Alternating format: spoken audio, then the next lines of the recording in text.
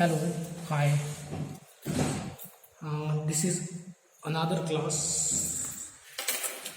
Yesterday, I told you the story of Salim, who is a cobbler, and I told you that he can borrow money from the company who has given an order of 3000 pair of the shoes.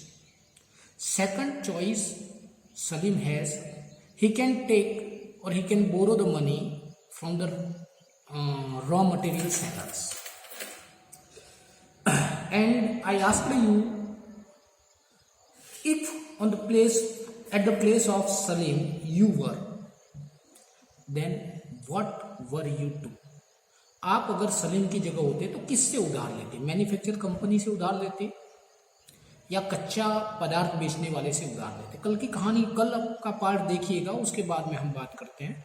तो आपसे ये सवाल पूछा गया था and I hope most of you answered that they were take the money from the manufacturer companies in advance. और आप में से अधिकांश ने यही कहा होगा या अधिकांश ने यही सोचा कि वो मैन्युफैक्चरर कंपनी से एडवांस ले लेते। इससे फायदा क्या होता? बाद में जाकर के मैन्युफैक्चरर कंपनी जो है वो छूट नहीं सकती है कि भाई मुझे तुम्हारा माल नहीं चाहिए। उसने एडवांस तो दे दिया है, एडवांस दे दिया मतलब वो अपना माल भी खरीदेगी। और अगर वो एडवांस नहीं देते हैं तो ये भी हो सकता है कल को मैन्युफैक्चरर कंपनी जो है वो छूट पड़े कि मुझे चाहिए कि। Okay, after that on the same page there is an another example of Swapna. Swapna is a widow woman. She is a farmer and she has the crop of groundnut in her field. अगला जो उदाहरण है आपकी किताब में वो स्वप्ना का है। स्वप्ना पेज नंबर 43 पर उदाहरण है। स्वप्ना एक विडो औरत है, किसान है और उसके खेत में ग्राउंडनट मतलब मूंगफली बोई हुई है। मूंगफली बोई हुई। Sudden due to the attack of pests on its crops, she had to take some loan from the money lender of the village. अचानक कुछ पेस्ट कीड़े मकोड़े जो हैं वो उसकी फसल के ऊपर आक्रमण कर देते हैं। इस कारण से स्वप्ना को क्या करना पड़ता है? अपने गांव का जो मनी लेंडर होता है, मतलब गांव में आपने देखा होगा कि साहूकार होता है, सेठ होता है, वो क्या करता है? पैसे उधार देता है और वो इंटरेस्ट लेता है, ब्याज लेता है। देखा होगा ना आपने? ब्याज दे करके पैसे देने का काम करता है, ब्याज लेता है और पैसे देता है। तो ऐसा ही एक मनी लेंडर स्वप्ना के गांव में भी था और स्वप्ना ने क्या किया? उस मनी लेंडर से कुछ पैसे उधार लिए ताकि so that she could get the pesticides from the market, ताकि वो मार्केट से पेस्टिसाइड्स प्राप्त कर सके, पेस्टिसाइड्स खरीद सके। इसलिए उसने मनी लेंडर से पैसे उधार। But unfortunately she could not get good productions from the crop. लेकिन दुर्भाग्य से उसको इस फसल से बहुत अच्छा पैसा नहीं मिला। उसने पूरी कोशिश की, पेस्टिसाइड्स भी डाले, लेकिन उसको कुछ अच्छा लाभ नहीं। अब उसने क्या किया? For next year she again borrowed some money from the money lender. अगले साल उसने एक बार फिर से पैसा लिया मनी लेंडर से, कुछ पैसा उधार दिया ब्याज पे, ये सोच के कि अगली बार फसल अच्छी होगी और मैं पुराना ब्याज भी चुका दूंगी और ये ब्याज भी चुका दूंगी। उसने फिर से मनी लेंडर से पैसा लिया। But unfortunately this time she could not get good production from the field. लेकिन दुर्भाग्य से इस बार भी उसको खेतों में कोई अच्छी कमाई नहीं। नाउ शी इज इन डेप्ट। अब वो कर्जे में है। डेप्ट मतलब होता है कर्जा। अब वो किस में चलेगी? कर्जा। उसके पास पुराना भी कर्जा है और इस साल का भी कर्जा है। दो बार साहूकार को ऋण लिया था उसने और दोनों बार उसका चुकता करना है। Now she goes to the money lender, but this time money lender refuse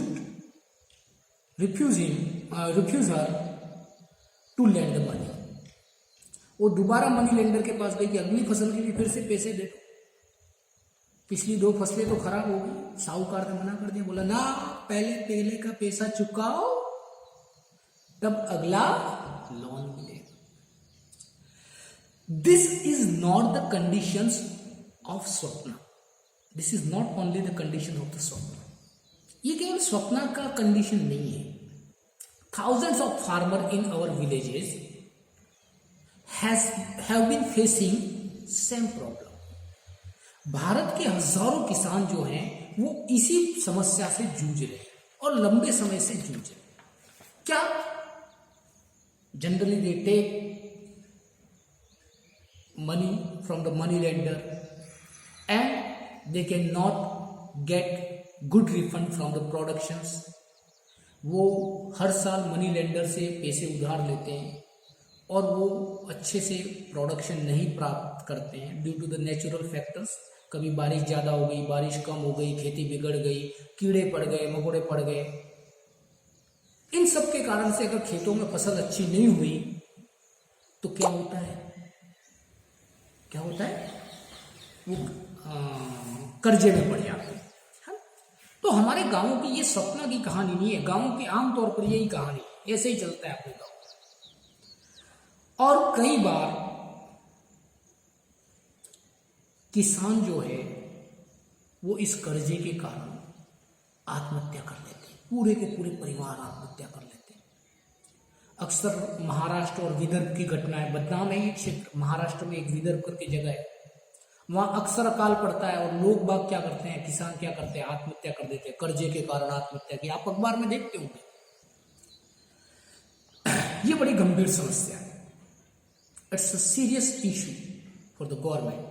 बहुत गंभीर समस्या है सरकार की। और सरकार ने इस समस्या को दूर करने के लिए गांव गांव में बैंक खोले, गांव गांव। और सरकार जो है या बैंक जो है वो किसानों को विशेष तरह का कृषि लोन देते हैं।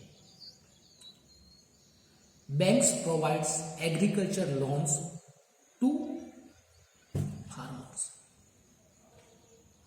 मतलब कोई भी किसान, देखो मनी लेंडर से जब पैसा लिया जाता है ना, साहूकार जो गांव में बैठा है वो तो धंधा करने पर बैठा है, वो आपसे मोटा ब्याज लेगा, मोटा मोटा ज्यादा ब्याज लेगा।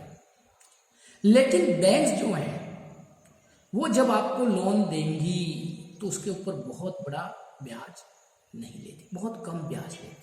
और कई बार तो अकाल पड़ जाता है, बाढ़ आ जाती है, महामारी आ जाती है, तो सरकारें क्या करती है, उस लोन को भी माफ कर देती है, कर्जे को भी माफ कर देती है, बैंक को कहते हैं कि हम कर्जा जमा करवाएं।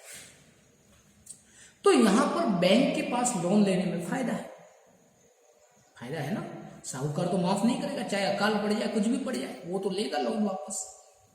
लेकिन जब बैंक के पास आप लोन लेता है किसान और कभी अकाल पड़ जाता है, बाढ़ आ जाती है, तो सरकार क्या करती है, लोन छोड़ देती है, माफ कर देती है, कहती है हम देंगे लोन।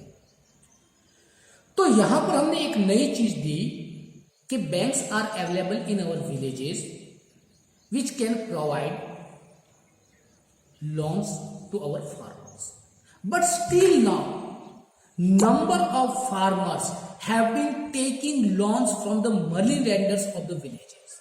लेकिन आज भी अगर देखा जाए तो गांवों में बहुत सारे लोगों की संख्या ऐसी है जो बैंकों के पास लोन लेने नहीं चाहते, वो मनी लेंडर के पास लोन लेने चाहते। अब आप सोचते होंगे साहब ये क्या गड़बड़ हो गई। Banks are available, they have been providing loans on a small interest, छोटे ब्याज पे भी दे रही है बैंक लोन, फिर मनी लेंडर के पास में क्यों जाती है, फिर वो साहूकार के पास किसान पैसा लेने क्यों जाता है। आइए इसी के बारे में बात करते हैं, ध्यान से सुनिएगा। जब गांव के साहूकार के पास पैसा लेने जाते हैं तो गांव का साहूकार जानता है कि अरे ये तो कचरू है, ये रमिया है, ये राजू है, अपने यहाँ गांव में रहता है, तो वो ज्यादा लिखापट्टी नहीं करते, वो उनको सीधा पैसा दे देते हैं और एक कागज के ऊपर अंगूठा लगवा देते हैं या साइन करवा देते हैं। यहां पर किसान को ज्यादा, देखो किसान भारतीय Indian farmers are mostly illiterate and poor.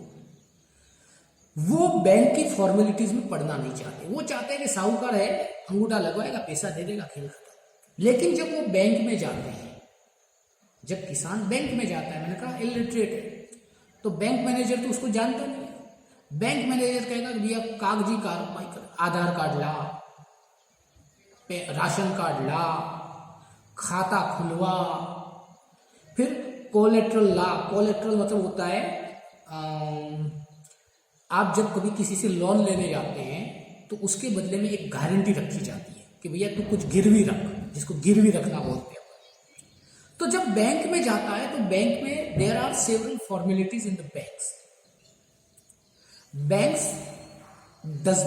Banks don't provide loans without their basic formalities. Banks जो है वो मूलभूत फॉर्मेलिटीज पूरी किए बिना लोन नहीं देते, और इसीलिए किसान क्या करता है, साहूकार के पास चला जाता है। वो कहता है नहीं, मैं तो वहां आसानी से लोन।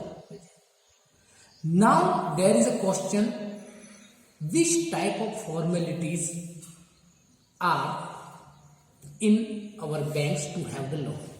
लोन लेने के लिए बैंक में कौन कौन सी तरह की फॉर्मेलिटीज की जाती है। तो जब भी आप बैंक में लोन लेने जाएंगे तो वहां पर एक तो डॉक्यूमेंटेशन किया जाता है। The first thing is the documentation. Documentation मतलब लिखा पट्टी।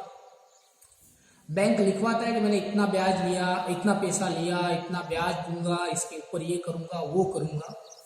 Then 2 signatures of the guarantor, और उसके बाद में वो गारंटर के 2 सिग्नेचर करवाता है। 2 गारंटर ढूंढ के लाओ। गरीब किसान है बेचारे के लिए गारंटर ढूंढना भी भारी काम है। वो सोचता है छोड़ो बैंक के काम। लेकिन बैंक से अगर लोन लेना है तो आपको ये करना है, आपको डॉक्यूमेंटेशन करना है, आपको कागजी कार्रवाई करनी है, कागज पर लिखा पट्टी करके उस पर साइन करके 2 गवाहों के साइन करके। Documentation is the most important formality in the bank. Second, interest rate. Bank जो है वो निश्चित इंटरेस्ट रेट बहुत कम होता है। मनी लेंडर की अपेक्षा तो इनका इंटरेस्ट रेट जो होता है वो बहुत कम होता है, और यही फायदे वाली चीज है।